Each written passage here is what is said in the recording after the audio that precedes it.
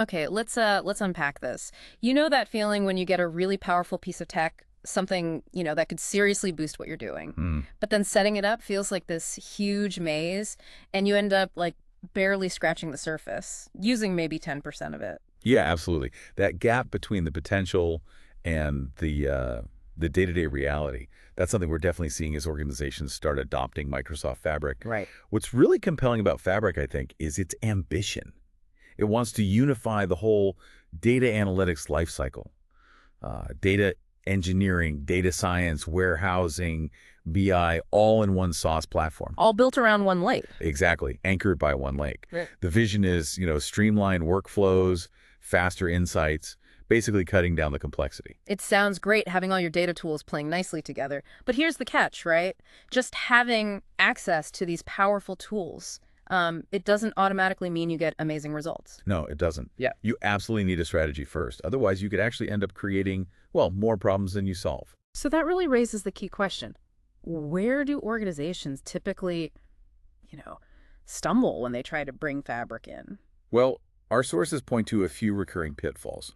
The first one, and honestly maybe the most critical, is the lack of a shared architectural blueprint. Meaning what exactly? Like different teams doing their own thing? Precisely. Teams just independently spinning up Fabric items, Hmm. lake houses, warehouses, maybe KQL databases for real-time stuff, but they do it in silos. Ah, okay. And I can see how that would get messy fast. You end up with duplicated data everywhere, right? Exactly. Duplicated data, which costs money in storage and processing, but also inconsistent data models. Trying to get a single view of the business becomes incredibly difficult. And performance probably takes a hit too. Performance inevitably suffers, yeah.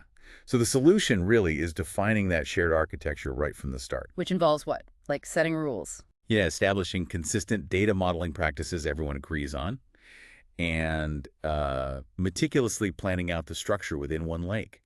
Those zones, bronze, silver, gold, or whatever you choose. Thinking of one lake as that central foundation, not just a dumping ground. That's the key. And sticking to that plan is, well, paramount.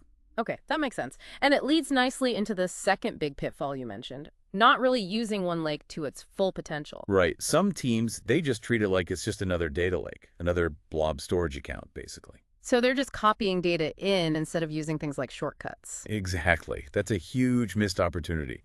Shortcuts are designed to avoid that very data duplication, letting you reference data without moving it. So training is key here. Training is crucial, yes. Yeah. Understanding OneLake's features, using delta tables correctly for, reliability and versioning, you really need to architect with OneLake in mind, thinking about shared access and performance from day one. Okay, so let's say you've got your architecture sorted, you're using one lake properly. Now you need to build pipelines to move and transform the data. That brings us to pitfall number 3. Yeah, poor pipeline development.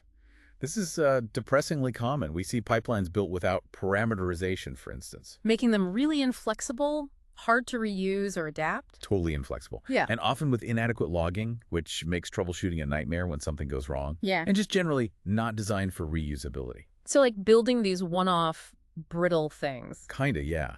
These pipelines become fragile, expensive to maintain over time.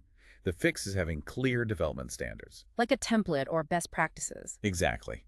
Adopting a modular approach so components can be reused, Mm. and building in robust error handling right from the beginning. It saves so much pain later on. It's about building something sustainable, not just quick and dirty, which I guess leads us to number 4, governance. Often the thing left to the end. Oh, absolutely. Governance. Things like using Microsoft Purview for cataloging and lineage, setting up permissions, data classification. It's frequently treated as an afterthought, something you'll get to later. And the risk there is pretty significant, right? Huge. Effective governance isn't red tape. It's what makes your data environment trustworthy, secure, and compliant. You really need to bake it in from the start. So defining roles, classifying data, setting up tracking during the initial phase. Yes, it avoids massive risks and a whole lot of painful rework down the line. Okay, and the final pitfall our sources highlight. Number 5. Under-leveraging Power BI, specifically not making the most of direct lake mode. Ah, Direct Lake. For those using Power BI, that's the super fast way to analyze data straight from one lake, right? Exactly. It bypasses the whole import process, Yeah. querying delta tables in one lake directly. It's incredibly fast. Right. But if your fabric models aren't designed with direct lake in mind, meaning you haven't optimized the data structures in fabric, maybe you haven't pushed transformations upstream where they belong, Yeah. then you're just not getting those performance benefits in your reports and dashboards. You're leaving performance on the table, basically. You really are. It requires thinking about how Power BI will consume the data right when you're designing things in Fabric. Okay, so let's quickly recap those 5 pitfalls. We've got lack of shared architecture, Underutilizing one lake, poor pipeline development, neglecting governance. and under-leveraging Power BI, especially Direct Lake. And the sources are pretty clear. These are major ROI killers if you're not careful. They absolutely are. But the good news is they're avoidable with a strategic approach. The sources generally outline sort of 3 key phases for successful implementation. Okay, what are those? First is assessment and strategy. This is where you define your business goals, really analyze your current data situation, figure out the priority use cases for Fabric, and crucially, create that target architecture blueprint we talked about. Getting the foundations right. Then phase 2. Design and roadmap. This gets more specific. Mapping out your one lake zones, designing those reusable data models, defining security roles, governance tools, setting a rollout timeline, and usually starting with a pilot project. Test the waters before going all in. Makes sense. And the final phase. Execution and iteration. So actually building the solution, but also setting up monitoring for performance and cost, training your users properly. And this is important, having a feedback loop to continuously learn and improve. It's not a one and done thing. Right, it's iterative. And throughout this, the sources really stress the need for experience, don't they? Having people who understand the nuts and bolts. Massively important. You need someone who gets the nuances, like how Direct Lake really works with delta tables for performance, or where Spark jobs might bottleneck, or how to integrate Purview effectively for lineage. That kind of deep understanding isn't something you just pick up from reading the manual.